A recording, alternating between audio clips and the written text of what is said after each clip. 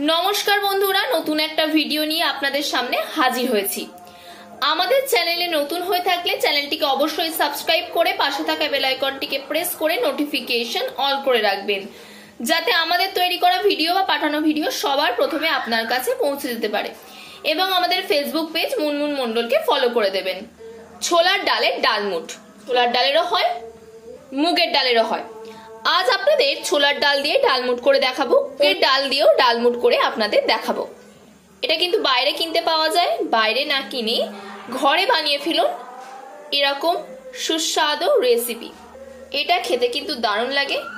একদম ছোট থেকে বয়স্ক পর্যন্ত সবাই এইটা পছন্দ করে। চায়ের সাথে দিলে তো জমেই যায়। এই রেসিপিটা কথা না বাড়িয়ে শুরু করা যাক। প্রথমেই 250 ছোলার ডালকে নিয়ে নেওয়া হয়েছে। এবার এটাই বাটির মধ্যে ঢেলে নেওয়া হবে। আমরা এখানে ছোলার ডাল নিয়েছি, এটা মুগের ডাল দিয়েও হয় ছোলার ডাল দিয়েও হয়। ডালটাকে ভালো করে ধুয়ে নিতে হবে। ভালোভাবে এইভাবেই ভালো করে ধোয়া হয়ে গেছে। এতে দিয়ে দিতে হবে খাওয়ার সোডা, অল্প করেই দিতে হবে। এবার এতে পরিমাণ মতো জল দিয়ে 7-8 ঘন্টা ভিজিয়ে রাখতে হবে। এটাকে 7-8 ঘন্টা ভিজিয়ে রাখতে হবে। 8 ঘন্টা পরে ফিরে এলাম। এটা 8 ঘন্টা ধরে ভেজানো ছিল। দেখুন ডালগুলো কেমন ফুলে মোটা মোটা হয়েছে। এবার ডালগুলো থেকে ভালো করে জল ঝরিয়ে নিতে হবে। ডাল থেকে ভালো করে জল ঝরানো হয়ে গেছে। একটা তোয়ালি বা পরিষ্কার কাপড়ে জলগুলো যাতে শুষে যায়, ডালগুলোর জলগুলো যাতে একদম না থাকে তাই জন্য মুছে নিতে হবে হালকা করে। এইভাবে তোয়ালিটা ভালো করে দিয়ে জলগুলোকে ভালো করে যাতে শুষে নেয়, তোয়ালিতে জল যাতে একদম না থাকে সেইভাবে মুছে মুছে নিতে হবে।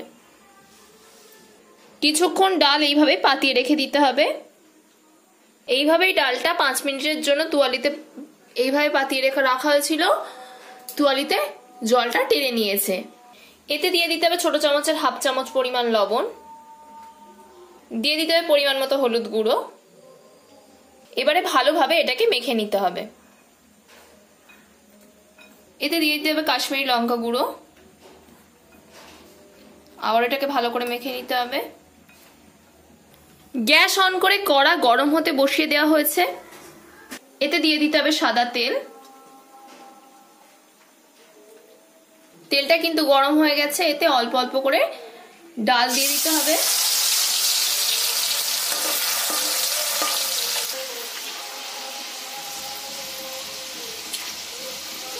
যখন দেখবেন এমন ভেসে ভেসে উঠছে তখন বুঝবেন হয়ে গেছে এবং তেল থেকে তুলে নেবেন।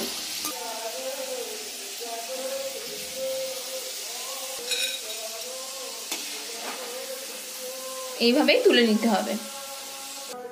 এমন ভাবে সব ডালগুলোকে ভেজে নিতে হবে। সব কিন্তু ভাজা হয়ে গেছে।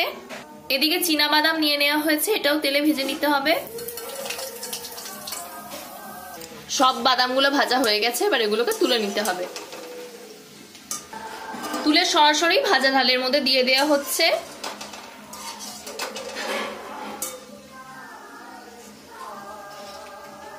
এতে দিয়ে দিতে হবে 4 চামচের 1/2 চামচ গোলমরিচ গুঁড়ো। এবার এটাকে ভালো করে মেখে নিতে হবে।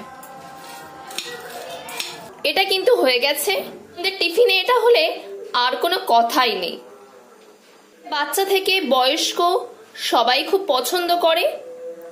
বাইরে থেকে না কিনে এখন ঘরেই বানিয়ে ফেলুন। এটা চার সাথে দিলে আর তো কোনো কথাই নেই, একেবারে জমে যাবে। আমাদের আজকের ভিডিওটা ভালো লাগলে লাইক এবং শেয়ার করে দেবেন এবং কমেন্ট করে জানাবেন আপনাদের মতামত। পরবর্তী ভিডিওতে আপনাদের সাথে আবার দেখা হচ্ছে।